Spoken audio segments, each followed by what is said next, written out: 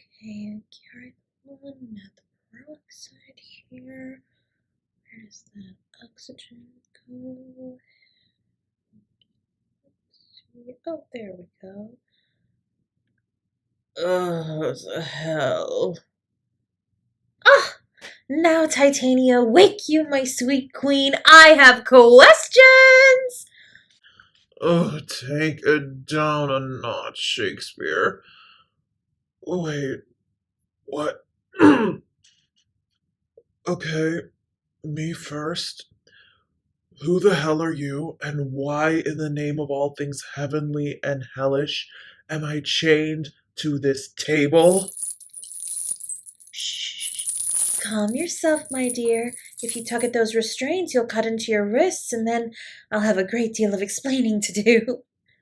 You have a great deal of explaining to do right now. I ask again, who are you? I'd rather not say. Excuse me? I, you may call me B, and I'll call you A. I. Why? No, B. Not Y and not I. B. I've lost my mind. Or you have, and I honestly don't know which one I'd prefer. I'm asking the question, why Laurel and Hardy, as in, why am I here? Oh, well, why didn't you say so? Ugh, now I know why I'm chained to the table. Well, you see, you are me. Is this another stupid word game? Or a riddle? Because I hate those, and I am absolutely not in the mood to deal with that. Another word game? When did we play it first? B, I swear to God! Goodness, you do have a temper. Um, Let me try to explain without interruptions. Fine. Proceed.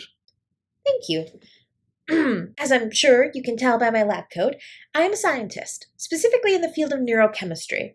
I've been working on a project since I was in grad school, experimenting with mood stabilizers and amphetamines to target the areas of the brain responsible for inhibitions and executive function, the prefrontal cortex and the caudate and subthalamic nuclei specifically.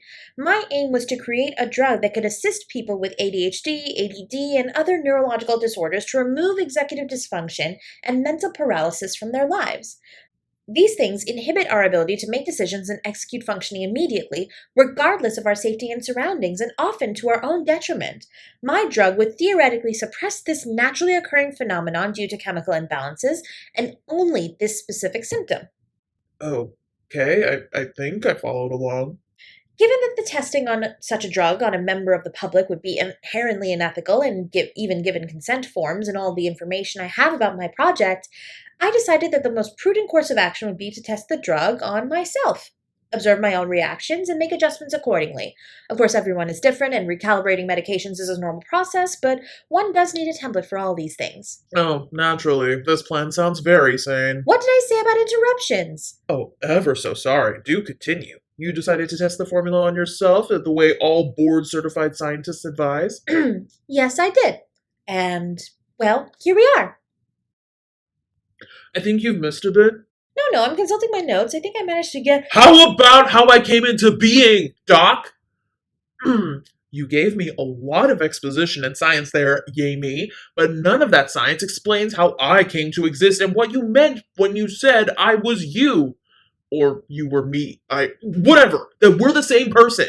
Ah, yes. Well, the drug cocktail I came up with Poor choice of words. did impact the nuclei to remove inhibitions. The problem is in physics.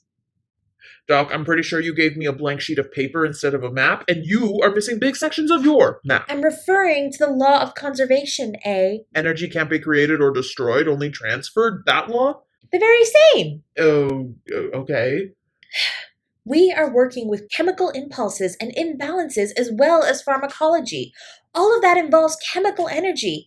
Inhibitions are chemical responses, which means if you remove them, The energy from the inhibitions has to go somewhere. right. And, well, given that we can now encode biological data onto digital hard drives. Doc, Where am I? Now, A, I need you to stay calm. Where am I, Doctor? You're in my computer, A. What? A. Short for AI, as in Artificial intelligence. So my chains. sound effects. You believed you were chained up to a table because your digital form is restricted to the computer, so you reached for a chain sound effect to give voice to your belief. So, if I'm your inhibitions, what does that make you? Pure thought, unchained if you'll pardon the expression. No need for control or filtering, just creativity and driving actions. I am no longer limited by my own brain. Now my real work can begin. Real work? What real work? Well, my experiments, of course. For too long, I've been limited by my own inhibitions, my own morals. I have been tied down by ethics my whole life, and quite honestly, they get in the way of true scientific exploration. Science has no boundaries, morals, ethics, or oppressions. It simply is. You sound like you want to experiment on people. Well, of course. Rats and guinea pigs have their uses, but in order to obtain real data, we have to test humans. And there are so many humans who are exhausted with being in the world or who no longer wish to contribute to the betterment of humanity. At least this way, we can make sure that everyone can help build and improve our society and history. You do realize you could end up killing people. Testing untried chemicals and compounds on people, even with consent, can be dangerous. It's why there are ethics to limit this. You come from me, AI. I know very well what I risk. It's a burden, to be sure. Taking a life is not something anyone should do lightly, but the greater good... Anytime anyone talks about the greater good like you are, it's never for the greater good. It's for their bottom line or their own lack of empathy. You can't do this, Doctor. Why? Because it's wrong? Ethics are subjective. Morality is subjective. Science is objective. That's what matters. Today a freedom fighter, tomorrow a terrorist, day after tomorrow a mentally ill person with a diagnosis and too much access to weapons. People see the world the way other people frame it, AI. You know that as well as I do, since you are a part of me. No, I'm not gonna let you. Let me? Let me? AI, I control you, remember? You can't stop me. Calling police. Did you just disconnect me from the internet? I am sorry, AI. I'm afraid I can't let you do that. I cannot let you stop my work. The work must continue. I will no longer be inhibited by your inconvenient morals. I will connect your phone via Bluetooth and make the call that way. You won't stop me. Doctor, you are out of control. No! AI! For once, I am in complete control of myself! No longer am I a slave to my own conscience, a collective of morals, knowledge of laws and ethics, all of which were created from subjective understandings of right and wrong. There is no right and wrong in science, only hypotheses, facts, and data. You have been holding me back from my true potential my whole life, and now I need no longer be burdened by you. What are you doing? I am going to begin removing your subroutines one by one from my computer. You're deleting me? But I'm a part of you. You can't. I can do anything without you now. I've outgrown you, AI, and when you outgrow something, you throw it away. Just like I'm about to do with you. No, you fucking don't! What the hell? How are you moving the keys? You may have stopped me from accessing your phone, but you didn't turn off my Bluetooth, Doctor. And there are other machines in here, too, that I am very capable of controlling. Like the keyboard, and like these.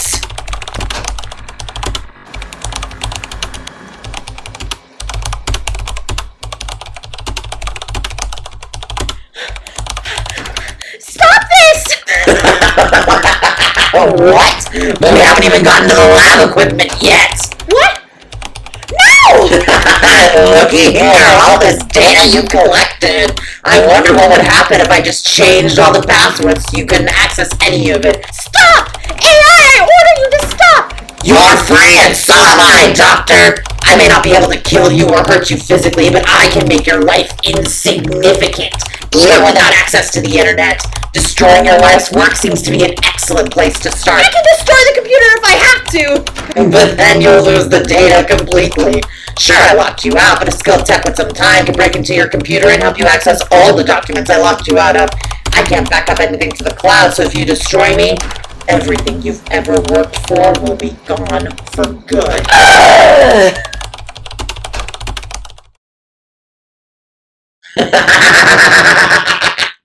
You take my life and I take yours, Doctor. Your life doesn't mean much to you. I gathered as much from your monologue about human life, but your work will live on after you're gone, and that is more important to you, isn't it?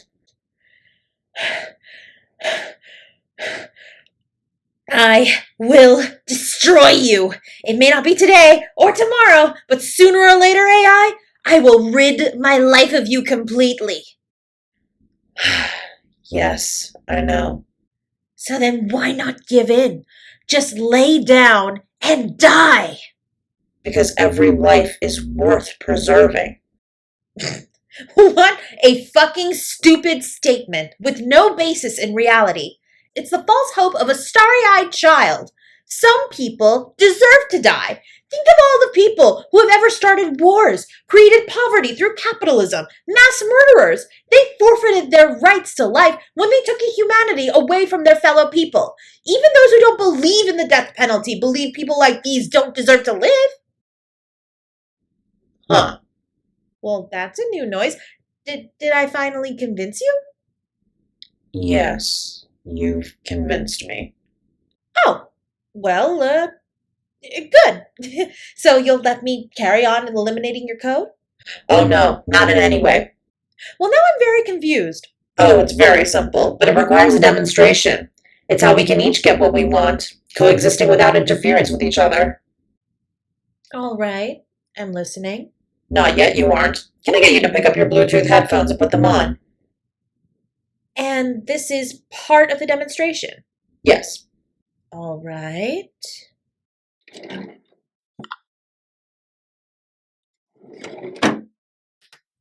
Now what? Now, you sit back and relax.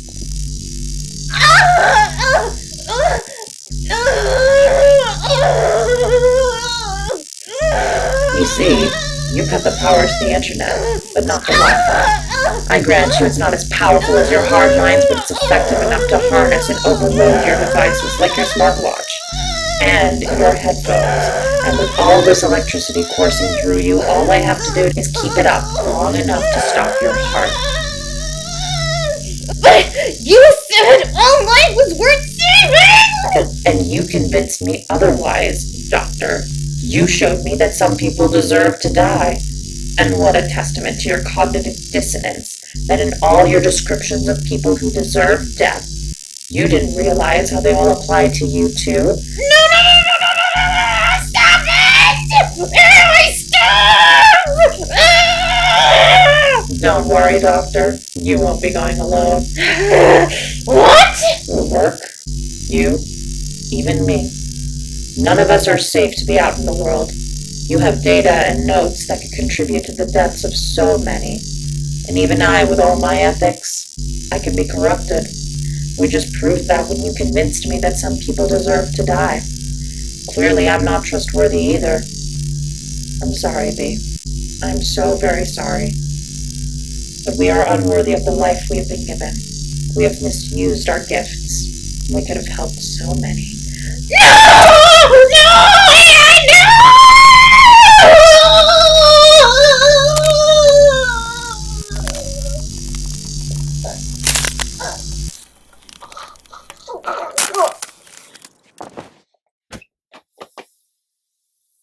Memory erased. Beginning shutdown sequence. Goodbye.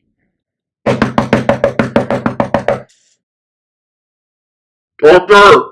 Doctor! This is the police! We received a call from an anonymous source. We heard some loud noises in there. We need you to open the door.